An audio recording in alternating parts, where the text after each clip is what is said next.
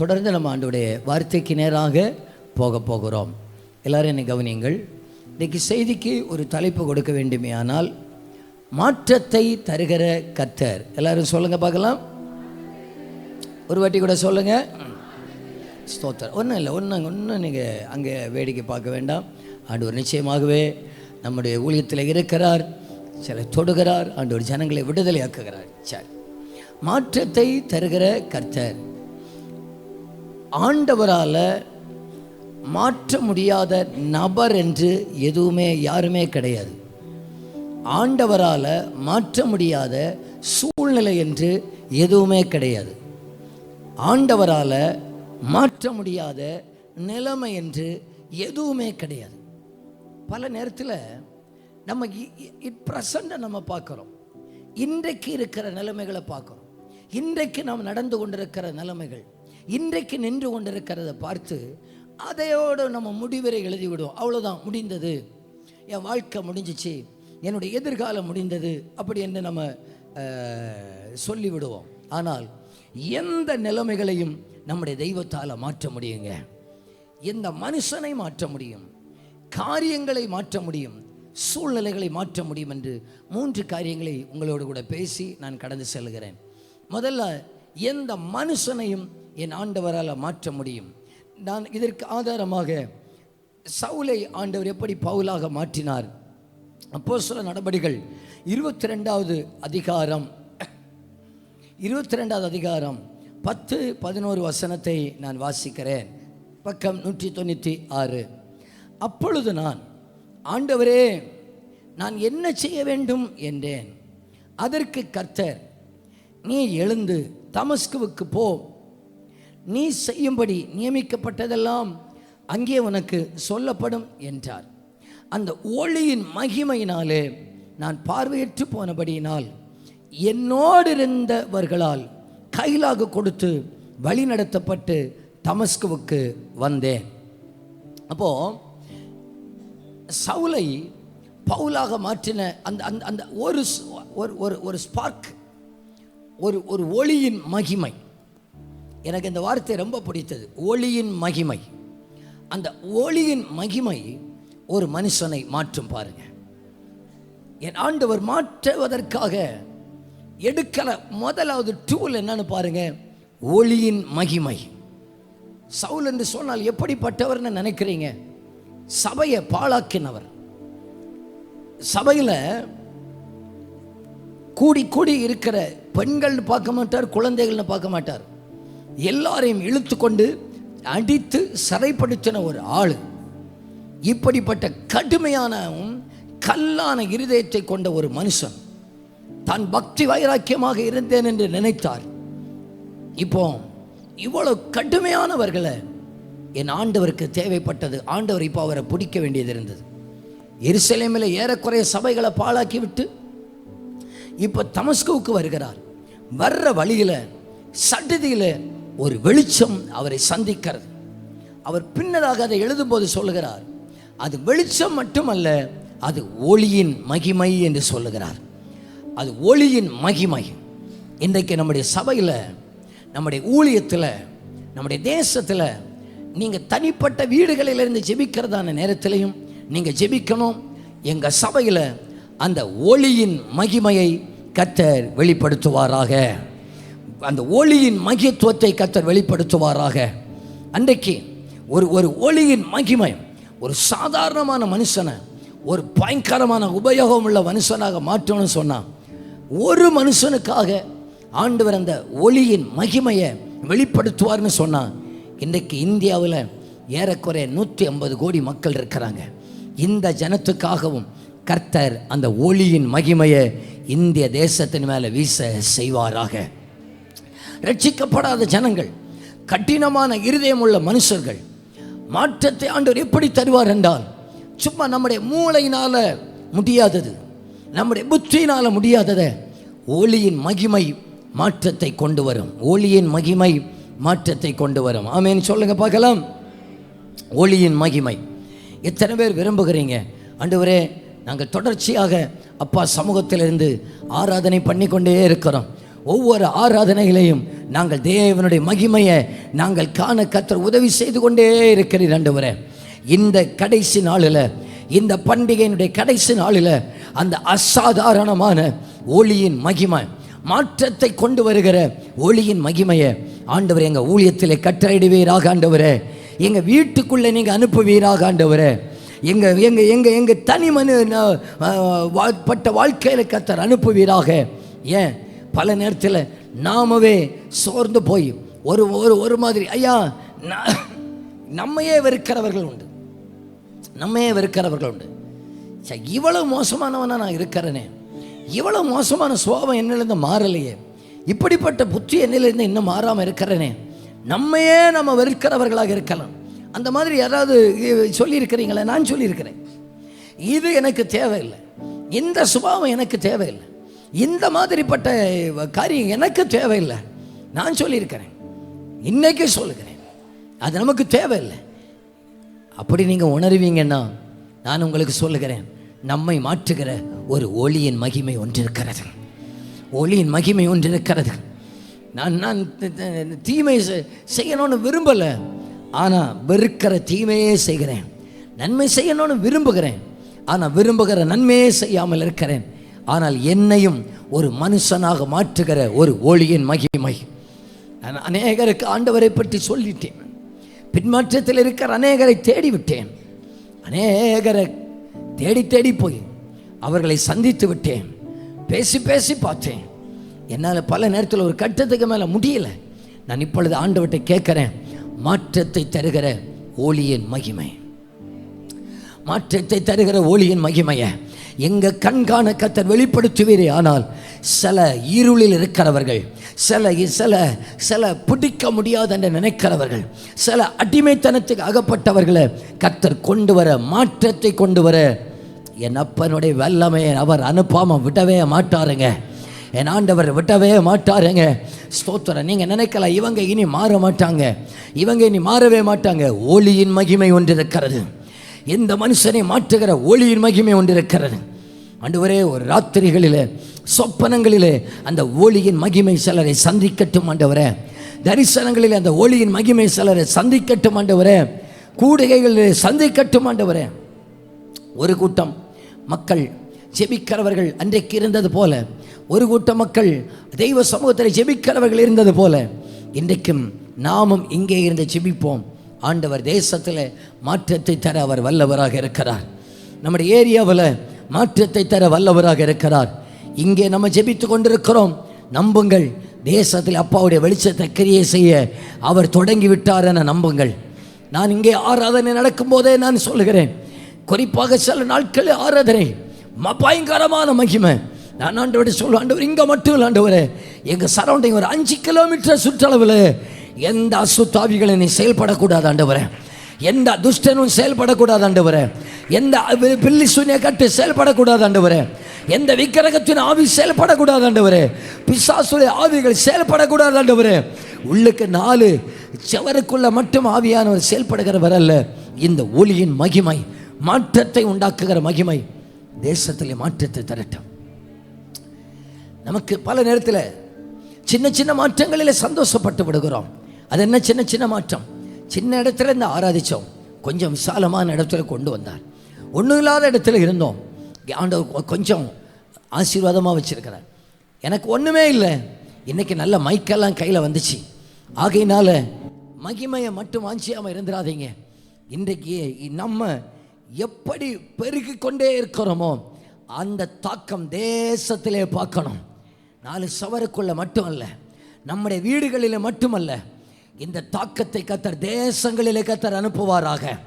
இயேசுவின் நாமத்தினால இந்த நாளிலே நான் அறிக்கையிடுகிறேன், கிழக்கு மேற்கு வடக்கு தெற்குல இந்த வெளிச்சத்தின் ஒளியின் மகிமையை ஆண்டவர் அனுப்புவாராக. இந்த ஒளியின் மகிமையினால மாற்றங்கள் நடக்கட்டும் இயேசுவின் நாமத்தினால, மாற்றங்கள் நடக்கட்டும் இயேசுவின் நாமத்தினால. பாஸ்டர், இவங்கெல்லாம் இனி சந்திக்கப்படவே மாட்டாங்க, சந்திக்கப்படுவாங்கங்க. இவங்கெல்லாம் மனம் திரும்பவே மாட்டாங்க, மனம் திரும்புவாங்கங்க. இவங்கெல்லாம் மாறவே மாட்டாங்க, மாறுவாங்கங்க.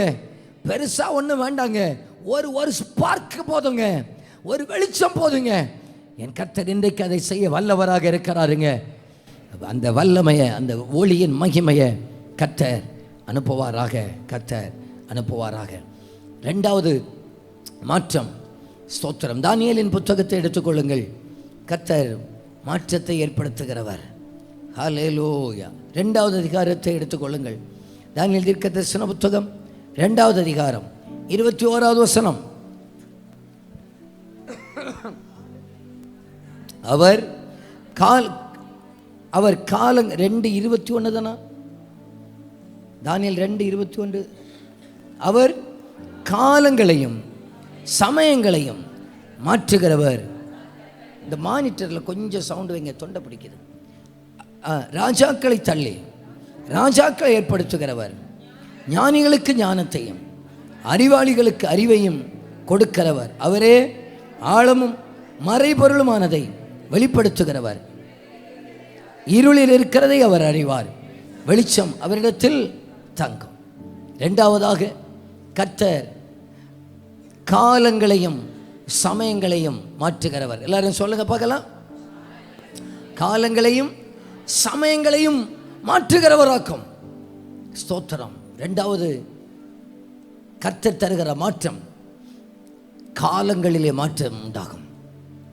தானியேல் ஜெபத்துக்கு பதில் கிடைச்சதும் ஆண்டவரை பார்த்து சொன்னார், என் கர்த்தர் எப்படிப்பட்டவர்னு சொன்னார். அவர் காலங்களை மாற்ற தெரியும் அவருக்கு, சமயங்களை மாற்ற தெரியும் அவருக்கு. காலங்களை மாற்ற தெரியும், சமயங்களை மாற்ற தெரியும். ஹல்லேலூயா, ஹல்லேலூயா. நான் உங்களுக்கு சொல்லுகிறேன், என்ன சொல்லுகிறேன் என்றால், இன்றைக்கு நம்ம அனுபவிக்கிற துக்கத்தின் காலத்தை என் தெய்வத்தால் மாற்ற முடியும்.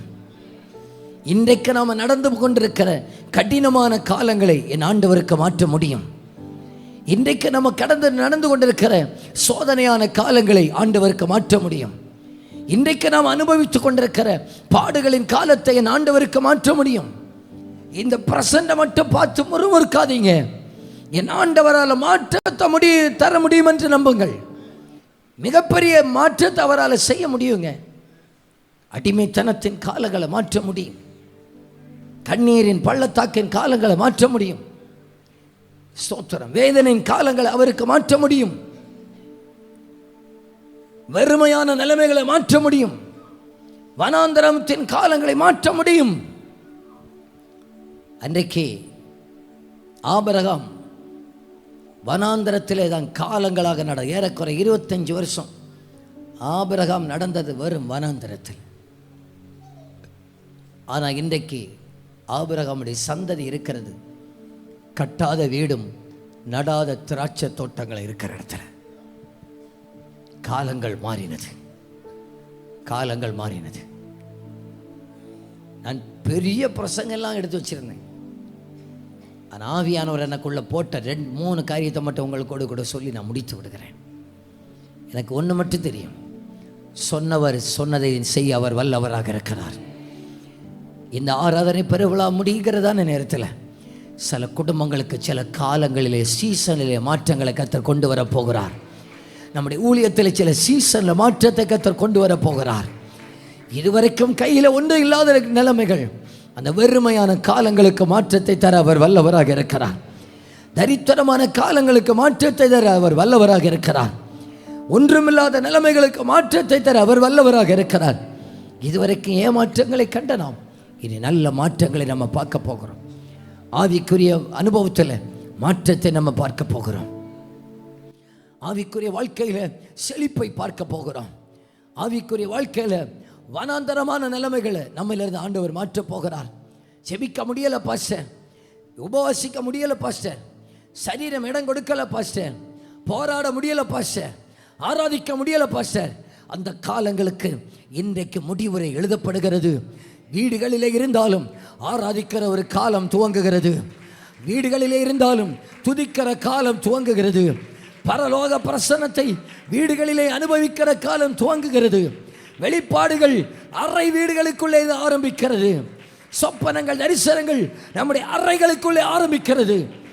எந்த அறையில் சத்துரு நம்மை பயப்படுத்தினானோ அதே அறையில் சாத்தானுக்கு சவால் விடுகிற காலங்கள் ஆரம்பிக்கிறது. அதே இடத்துல வெளிப்பாடுகளின் காலம் துவங்குகிறது. எந்த இடத்துல மரணத்தோடு போராடினீர்களோ அதே காலம் முடிவடைகிறது. அதே அறையில் ஜீவனின் காலம் வருகிறது. அதே அறையில் ஜீவனின் வேலை வருகிறது. எந்த இடத்துல கண்ணீரோடு விதைத்தோமோ இதோ ஒரு சீசன் வருகிறது. அறுவடையின் காலம் வருகிறது. காலங்கள் மாறும், காலங்கள் மாறும். காலத்தின் தெய்வத்துக்கு மாற்ற முடியுங்க. என்றைக்கும் இன்னைக்கு நான் நடக்கிற பாதை தான் என்னுடைய முடிவுன்னு நினைச்சிடக்கூடாது.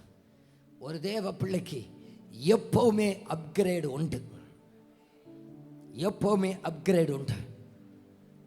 நம்மளை அப்டேட் பண்ணிக்கிடணும்.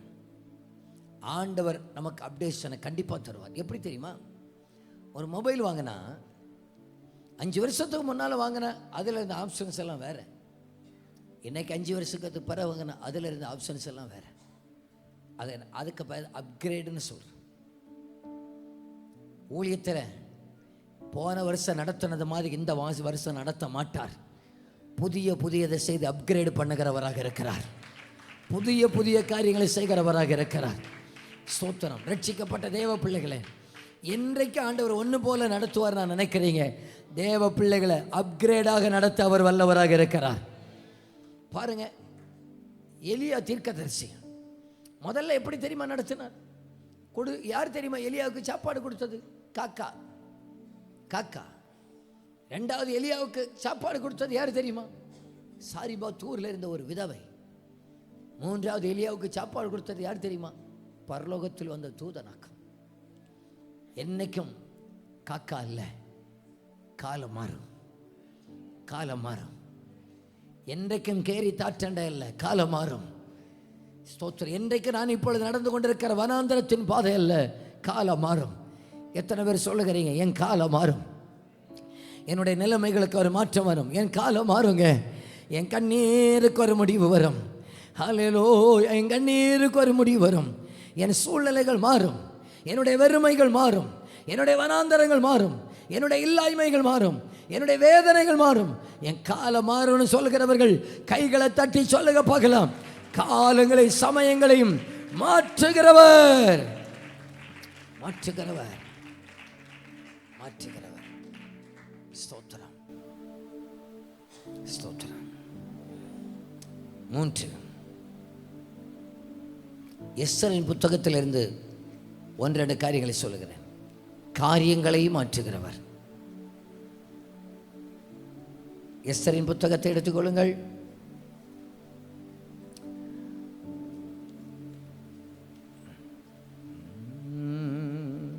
ஒன்பதாவது அதிகாரம் 1வது வசனம். ராஜாவின் வார்த்தையின்படியும் ஆதார் மாதம் என்கிற 12ஆம் மாதம்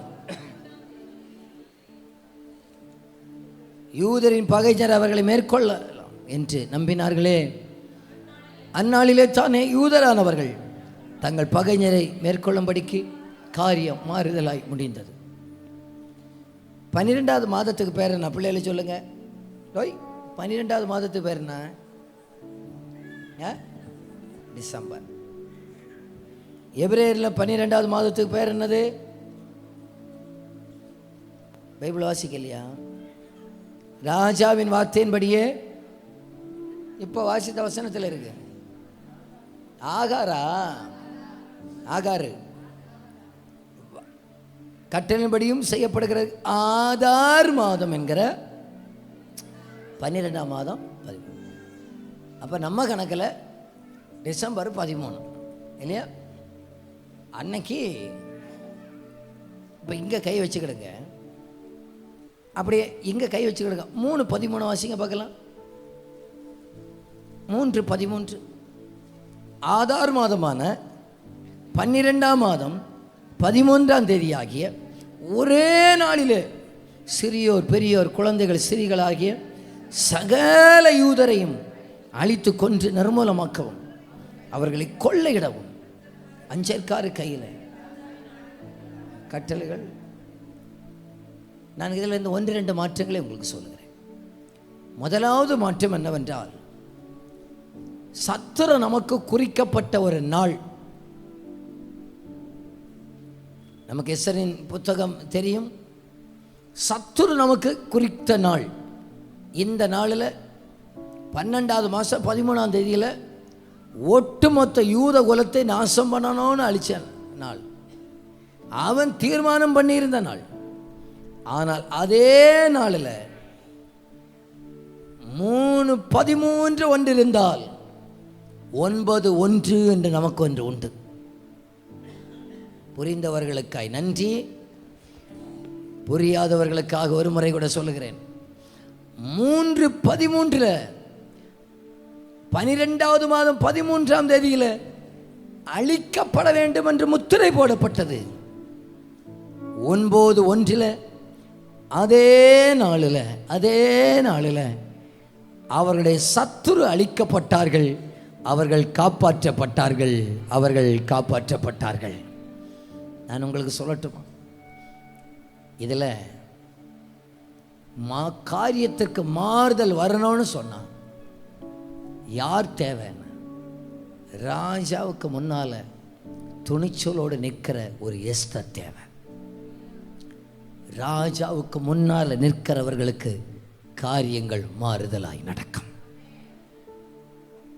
இந்த கடைசி நாட்களில் ஆண்டவரே, நான் உமக்கு முன்னால் நிற்கணும் ஆண்டவரே, உமக்கு முன்னால் நிற்கணும் ஆண்டவரே. நான் உங்களுக்கு சொல்லுகிறேன், தெய்வ சமூகத்தில் ஜெபம் பண்ணுங்க. எல்லா நாளும் ஜெபம் பண்ண முடியலைன்னா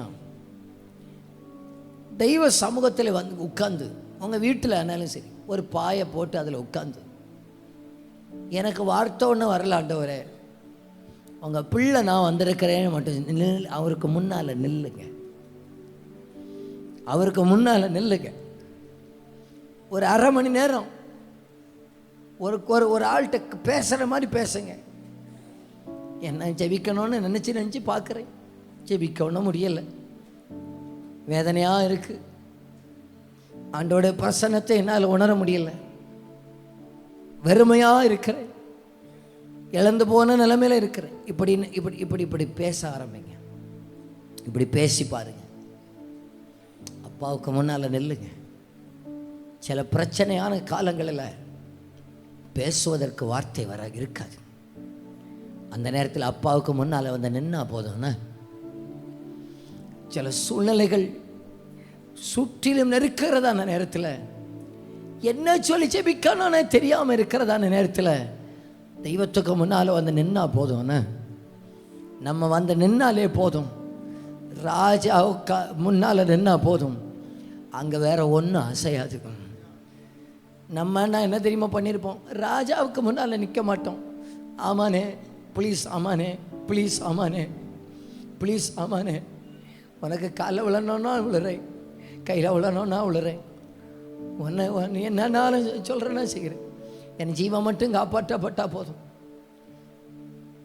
ஆனால் எஸ்தருக்கு தெரியும், மொர்தெகாய்க்கு தெரியும், செத்தாலும் சாகுமே தவிர சத்துருக்கு முன்னால் நிற்க மாட்டோம். எங்கள் அப்பனுக்கு முன்னால் மட்டும்தான் நாங்கள் நிற்போம். மரணமே ஆனாலும் அவருக்கு முன்னால் மட்டும்தான் நிற்போம். அவருக்கு முன்னால் நிற்கிறவர்களை எந்த இடத்திலும் தலை குனிவதற்கு என் அப்பன் விடவே மாட்டார். அந்த 127 நாடுகளுக்கு ராஜாவை விட சர்வ உலகத்துக்கும் ராஜாதி ராஜாவுக்கு முன்னால் நம்ம நிற்கிறோங்க. ஸ்தோத்திரம். பரலோகத்தில் கோடி கோடி தூதர்கள் உண்டு, கோடி கோடி தூதர்கள் உண்டு. பரலோகம் பூலோகம் அத்தனையும் சிருஷ்டித்த ராஜாதி ராஜாவுக்கு முன்னால் நம்ம நிற்கிறோம். இங்க நம்ம இன்னைக்கு ஒரு ஒரு ஒரு ஒரு எம்எல்ஏ வந்தாச்சுன்னா நம்மளை பிடிக்க முடியாது. சப்போ பெரியவர் மேல இருக்கிறாருங்க, காரியத்தை மாற்றுகிறவர் மேல இருக்கிறாருங்க, சூழ்நிலைகளை மாற்றுகிறவர் மேல இருக்கிறாருங்க, தலையை கீழாக புரட்டி போடுகிறவர் மேல இருக்கிறாருங்க. சாத்தான் சில நேரத்தில் சொல்லுவான், ஒரு 2 வருஷத்துக்கு முன்னால் எங்ககிட்டயே சொன்னான் பிசாசு, ஒரு ஆளை காட்டி, ஒரு ஆள் 2 மாசத்துல இவளுக்கு உயிரை எடுக்கிறனா பார்க்குறியா? ஒரு அசுத்தாவி போராடிச்சு 2 மாசத்துல எடுக்கிற பார்க்குறியா? சவப்பட்டியில் இவளை பார்க்குறியா? நாங்க அவனுக்கு இல்லை, அது காப்பாற்றப்படணும்னு ஒரு வழி இருக்கு. என்ன வழி இருக்கு? எனக்கு கோழி வேண்டும். உனக்கு கோழி வேணும்னு சொன்னா அங்க பிராய்லர் கடைக்கு போக வேண்டியதானே? அது நான் கோழி ஆவராமா பண்ணிட்டு கிடக்கிறேன். எனக்கு அது வேண்டும், இது வேண்டும். நாங்கள் நிற்கிறது அப்பாவுக்கு முன்னால. அவருக்கு அனுமதி இல்லாமல் இங்கே ஒன்றும் அசையாதுங்க. நாள் குறித்த நேரத்தில் அப்பன் விடுதலையை தந்து சாட்சியாக நிறுத்தி, எந்த பட்டணம் கலங்கினதோ அதே பட்டணத்தில் களிப்பை உண்டாக்க பண்ண, காரியங்களை மாறுதலாக முடிய பண்ண வல்லவராக இருக்கிறார், வல்லவராக இருக்கிறார், வல்லவராக இருக்கிறார். முடிஞ்சிட்டு நினச்சி வந்திருக்காரு சிஸ்டர். முடியலைங்க, காரியம் மாறுதலாக முடியும் சிஸ்டர். இனி நடக்காதுன்னு நினைக்கிறீங்களா சிஸ்டர்? காரியங்களை மாறுதலாக நடத்த அவர் வல்லவராக இருக்கிறாருங்க. மாற்றங்களை பார்க்க போறோங்க. மாற்றங்களை நம்ம பார்க்க போகிறோம் இயேசுவின் நாமத்தினால. இதுலேருந்து ஒன்று ரெண்டு காரியத்தை டக்குன்னு சொல்கிறேன். முதல்ல அடுத்ததா மாற்றம். முதல்ல நாள் குறைக்கப்பட்ட நாள், புலம்ப வேண்டிய நாள் களிப்பின் நாளாக மாறினது. மாறுதல் வந்தது. 2 எஸ்தர் 3:15 கடைசியில் இருக்கிறது, சூசான் நகரம் கலங்கிற்று. எஸ்தர் 8:15 இருக்கிறது கடைசி வார்த்தையில், சூசான் நகரம் ஆர்ப்பரித்து மகிழ்ந்திருந்தது. இருக்கு இல்லையா? இதெல்லாம் அண்டர்லைன் பண்ணிக்கோங்க. சூசான் நகரம் கலங்கிற்று 3:15. 8:15 சொல்லுது, சூசான் நகரம் ஆர்ப்பரித்து மகிழ்ந்தது. பக்கத்தில் இருக்கிறவங்க கையை பிடிச்சி சொல்லுங்க, உங்களுக்கு 3:15 அல்ல 8:15 இருக்கு. எஸ்தரை சொன்னேன், அதையும் சொல்லிடுங்க. பிற வீட்டில் போய் 3:15 அப்படி எண்ணிட்டு இருந்துடாம. நல்லா கவனிச்சுக்கிடுங்க, நல்லா கவனிச்சுக்கிடுங்க. இப்போ அடுத்ததாக காரியம் எப்படி மாறுதலாக இருக்குன்னு சொன்னான். எந்த நகரத்துக்கு எவனால கலக்கம் வந்ததோ அதே நகரத்துக்கு ஆர்ப்பரித்து மகிழுகிற ஒரு மன மகிழ்ச்சியை நாள் வந்தது. சில பிரச்சனைகள் எல்லாம், சில கலக்கங்கள் எல்லாம் பார்த்தா இனி மாறவே மாறாதுன்னு நினைச்சிருப்போம். நீங்க நினைச்சிருக்கீங்களா?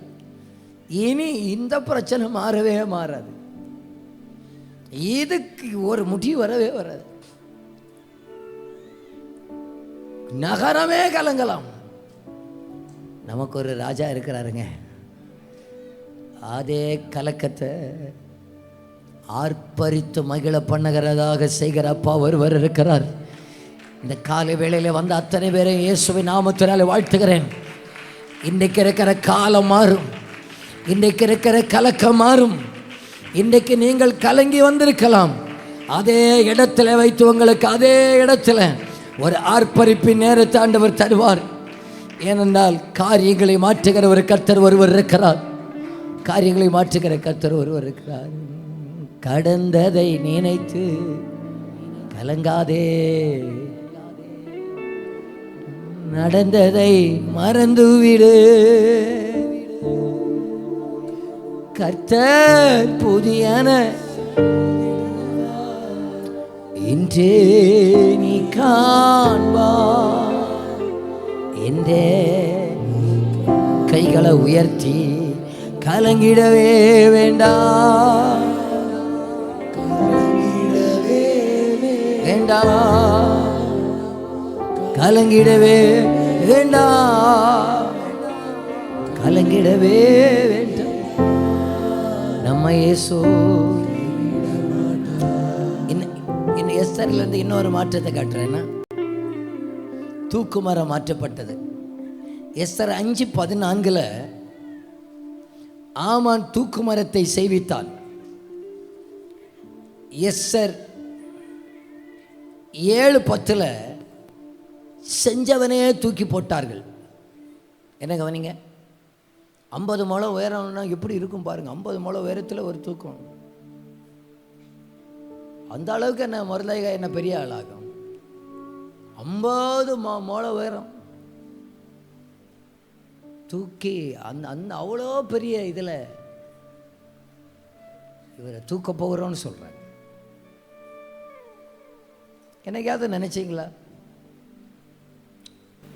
ஆமாம், இந்த 50 முழத்துக்கு உயரத்துக்கு தூக்கு மரத்தை செய்யும்போதே ஒன்று காலு செழிப்பாக இருக்காத ஆண்டவரே,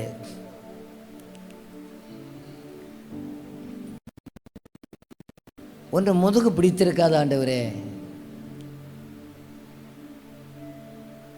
அவங்க நல்லா தான் செஞ்சாங்க. தூக்கு மரம் எல்லாம் செஞ்சு பாதுகாக்கவும் செஞ்சாச்சு. தூக்கு மரத்தை பிரதிஷ்டையும் முடிஞ்சாச்சு. எல்லாம் நல்லா தான் இருக்கு. ஆனால் அவனுக்கு தெரியாது இது எனக்காக நான் செய்கிறேன். சில நேரத்தில் சிலர் செய்கிறது நமக்கல்ல, கேட்டிங்களா, சொந்தமாக அவங்களுக்கே செய்கிறதாக்கு. சிலர் எழுப்புகிற பிரச்சனை எல்லாம் நமக்கானதல்ல, அவங்களுக்கே அவங்க வச்சுக்கிறது. சொந்த செலவிலே சூனியம் வச்சுக்கிடுவாங்க. கோலியாத்து தெரியுமா உங்களுக்கு? கோலியாத்து இருக்கான் இல்லையா, அவங்க கையில் ஒரு பெரிய ஒரு பட்டயம். நம்ம ஊரில் இந்த தீயணைப்பு வண்டியெல்லாம் பார்த்துருக்கீங்களா? அதுக்கு பக்கத்தில் உள்ள வீடுகளில் தங்குறவங்களுக்கு தெரியும். டெய்லி காலையில் அந்த சைரனை ஒன்று அடித்து பார்ப்பாங்க, ஒயின்னு சொல்லிட்டு வண்டியை ஸ்டார்ட் பண்ணி பார்ப்பாங்க. ஏன்னா எப்போ அழைப்பு வரும்னு தெரியாது, டக்குன்னு போகணும். எப்போ டெய்லி பார்ப்பாங்க, டெஸ்ட் பண்ணி பார்ப்பாங்க. அதே போல் அன்றைக்கு யுத்தத்தில் இருக்கிறவங்க டெய்லி பட்டயத்தை ஒன்று ஸ்டார்ட் பண்ணிக்கிடுவாங்க. இவன் 40 நாள் பட்டயத்தை அப்படியே தீட்டி அறையெல்லாம் வச்சு தீட்டி கொண்டு வந்து சாகர அன்னைக்கும் தீட்டி இருப்பான். அவனுக்கு தெரியாது எனக்காக நான் தீட்டுறேன். சாகர அன்னைக்கு ஒரு 2 அப்படியே தீட்டிட்டு பட்டயத்தில் போட்டுட்டு அப்படியே கமையாக வந்திருப்பான். அப்படியே வந்த உடனே தாவீதாக்கு இன்னைக்கு யுத்தத்துக்கு வரான்னு சொன்ன உடனே அவனுக்கு தெரியும் இன்னைக்கு தீட்டு உனக்கு தலையை தீட்டுவதற்காக அப்படின்னு. நம்ம ஆளு கூழாம் கல்லோட போனார், போய் அடித்தார். சுற்றி பார்த்தார். அடிச்சுட்டு பார்த்தா இவன் தான் நான் கொன்னேன்னு சொல்கிற அடையாளத்துக்காக பட்டயம் வெட்டுவதற்கு பார்த்தா அவனுக்கு பட்டயமே கிடக்குது. அவனுக்கு பட்டயத்தை உருவி அவனுக்கு தலையை வெட்டிக்கிட்டு பட்டயத்தை எடுத்துட்டு போயிட்டார். காரியங்கள் மாறுதலாய் மாறும். ஆமானுடைய தந்திரங்கள் பலிக்காது. நம்ம வேலை ஸ்தலங்களில் நமக்கு விரோதமாக எழும்புகிற ஆமானுடைய எண்ணங்கள் பலிக்காது. நம்முடைய குடும்பத்தில் குழப்பத்தை உண்டாக்குகிற ஆமானுடைய தந்திரங்கள் பலிக்காது. குடும்பத்தை கலங்க பண்ணுகிற ஆமானுடைய வல்லமைகள் பலிக்காது. எல்லாம் வரும், ஆனால் நம்ம பக்கத்தில் வராது. மருதகாய் பார்த்துருக்கவே மாட்டார்கள், தூக்கு மரத்தை பார்த்துருக்கவே மாட்டார். எவன் செஞ்சானோ அதில் அவன் தான் நிற்பான். மாறுதலாய் மாற்றுகிற காரியங்களை மாற்றுகிற ஒரு அப்பா ஒருவர் இருக்கிறார். 3 காரியத்தை சொன்னேன். சொல்லிக்கிட்டே இருக்கலாம். இருதயத்தை மாற்றுகிறவர், ஒளியின் மகிமையினால் எந்த மனுஷனையும் மாற்றுகிறவர், காலங்களையும் சமயங்களையும் மாற்றுகிறவர், நம்முடைய சூழ்நிலைகளையே மாற்றுகிறவர். எல்லாரும் எழுந்து நிற்கலாம்.